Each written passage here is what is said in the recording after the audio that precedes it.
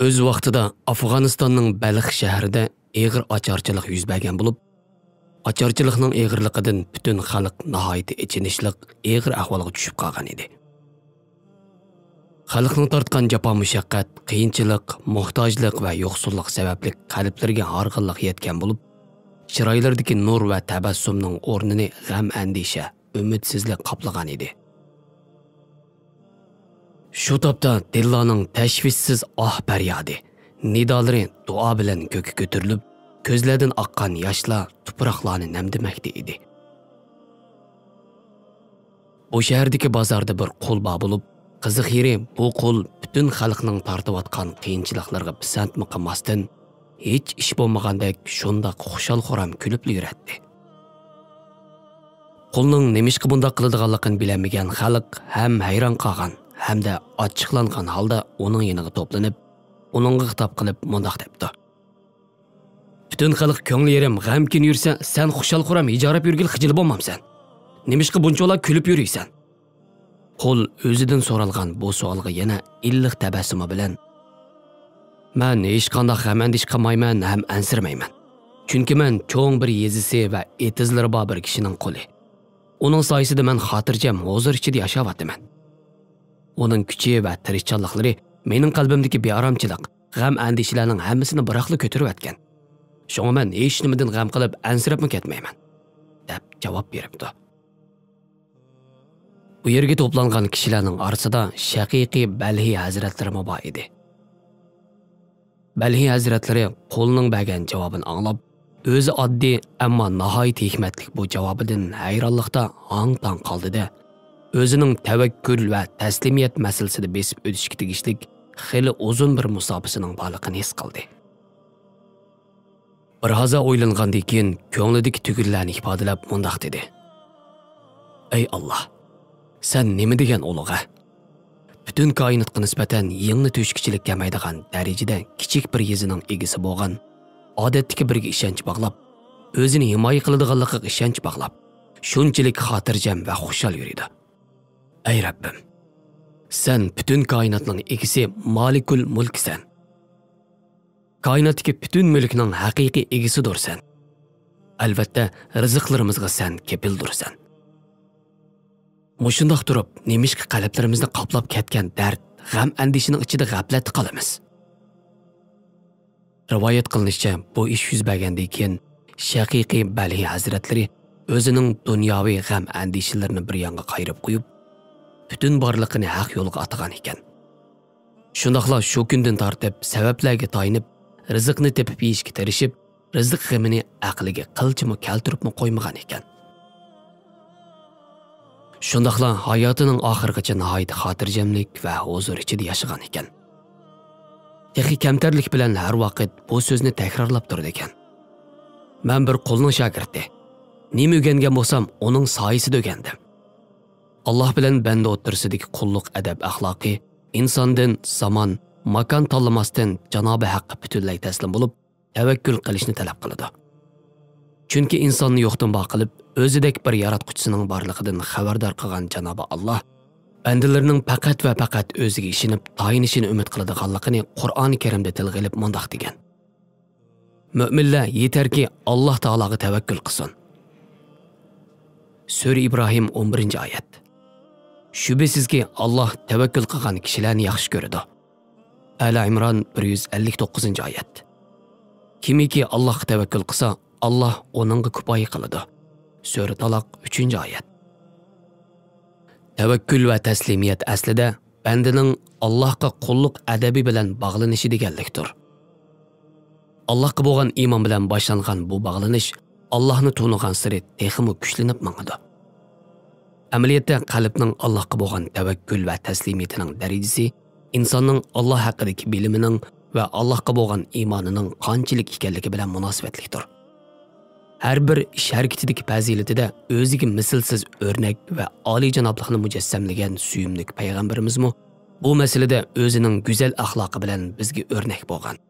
Masalan, mu'minlarning onasi Ummu Salima radhiyallohu anhaning rivoyat qilishicha, suyumli payg'ambarimiz har qatim uydan chiqishdan burun har qanday jiddiy ahvol bo'lishidan qat'iy nazar osmon tarafga qarab mundoq duo qiladi: Bismillah.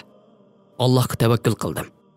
Ezib ketishdan va boshqalar tarafidan ozdirilib ketishdan, boshqalarning haqqiga kirib qilishdan va haqsizlikka uchrab qilishdan, nodonlarcha ish qilishdan va nodon kishilarning suhbatiga quloq solishdan panoh tilayman.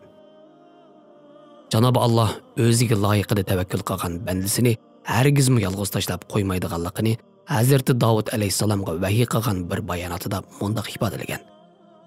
Kimiki boshqa mahluqotlarga qaramasdan mangala tayansa, osmon zimindagi butun shay ila uningga qarshi hilmi-kirga o'rinsimi, men uningga hamon bir chiqish yo'li paydo qilib beraman. Janobi Allohning faqat va faqat o'ziga tayangan va uning yolg'iz tashlab qo'ymaydiganligiga ishongan haqiqiy ahli tavakkul bandalarga iltifot qilgan barakatning go'zalligini tövandagi vaqalikdan anglayli. Abu Said radhiyallohu anhu eg'ir ocharchilik yuz bergan mazgillarda qo'rsqiga tosh tangan sahobalardan biri edi. Shu kunlarning birida onasi uningga "Tiz bo'l. Payg'ambarimiz Rasul akramning qishig'i berib, uningdan biror narsa so'rab baqqan bo'lsang bo'lam. Paloni kishi beribdikan, Rasululloh uningga yordam qilibdi. Yana paloni kishi beribdikan, uningga yordam qilibdi. Qani o'rningdan turib, senmi bir berib baqqan" debdi. Shuning bilan Abu Said radhiyallohu anhu onasiga javoban avval bir izni baqayli. Agar faqat topolmasak, ondan borayli debdi. Afsus, shunchalik tirishib izlab baqqan bo'lsa-mu, bir bo'rdinonga chaqliq hech narsa topolmabdi.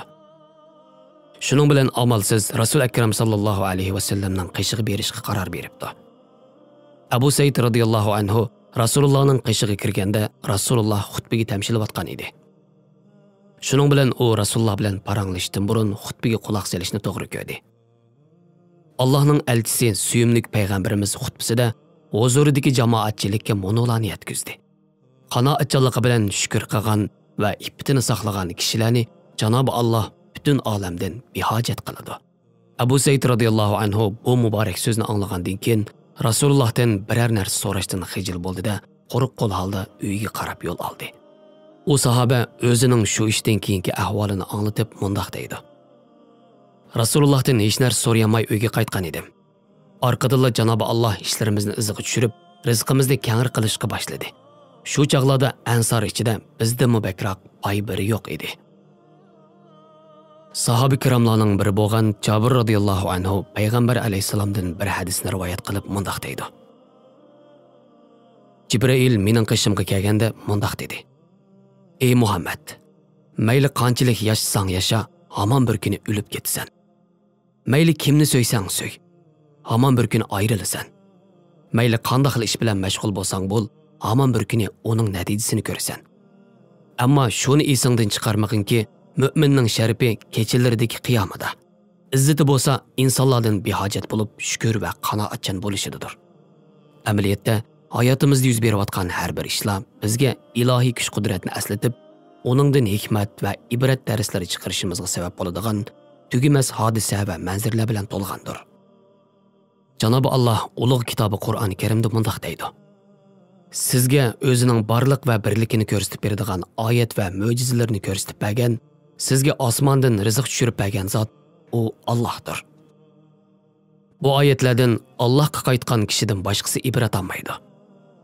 Bir kuni kishilar Abu Hazim hazratlaridan "Sening mol-mulk, boyliklaring bormi?" deb so'raydi.